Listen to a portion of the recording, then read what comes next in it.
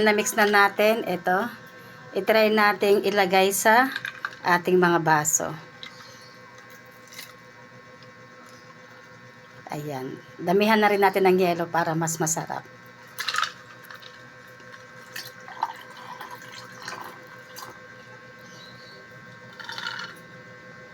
Ayan siya.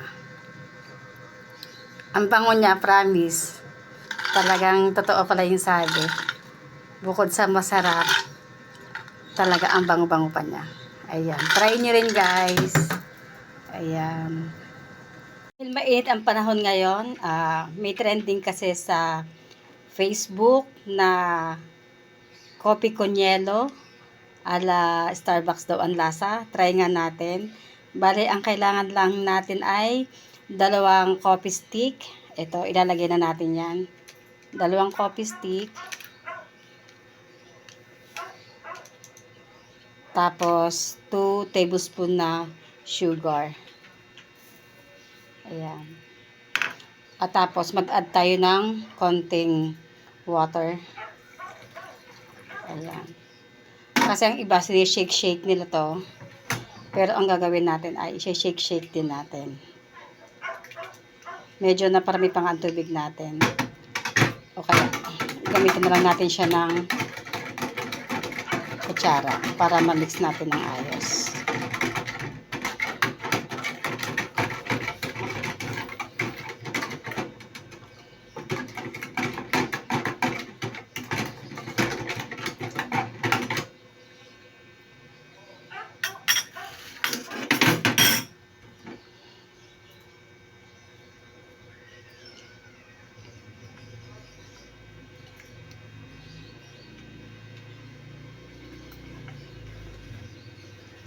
Yan, basta mix lang natin ng i-mix hanggang sa mawala yung bubbles niya o kaya yung buo-buo niyang yung buo-buo ng kape. Ayan, basta mix-mix lang natin yan. Ayan, at na-mix na natin siya ng maayos. Bali, tunaw na lahat yung niya, yung kanyang coffee. Wala na siyang buo-buo kaya ilalagay na natin sa ating pichel. Tapos i-shake muna ulit natin ng konti.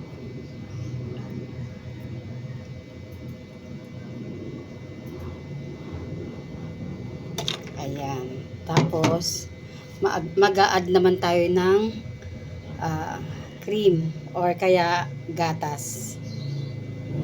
Dahil may tira pa kaming cream, ito na lang ilagay natin para may pagkasosyal.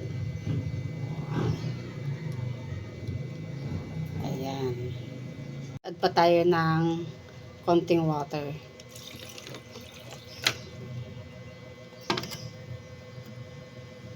Shake it natin.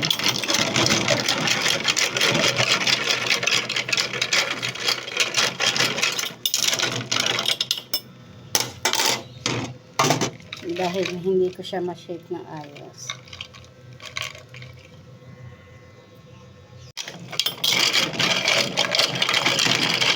Halo-haloin lang natin.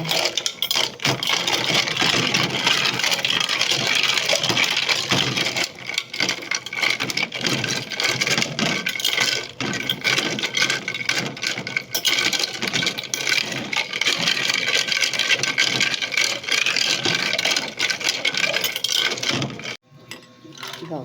Yan.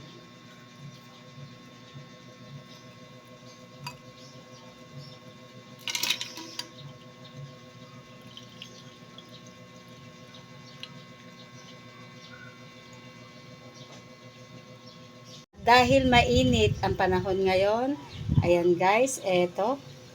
Basta ang tawag ko dito is coffee con yelo. Ayan, natutunan ko lang sa Facebook, nakita ko.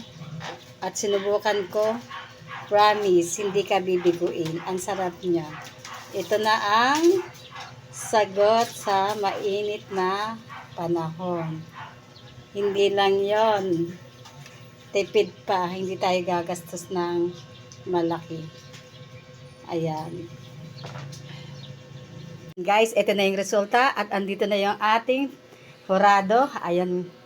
Ayan, o sige anak, try mo.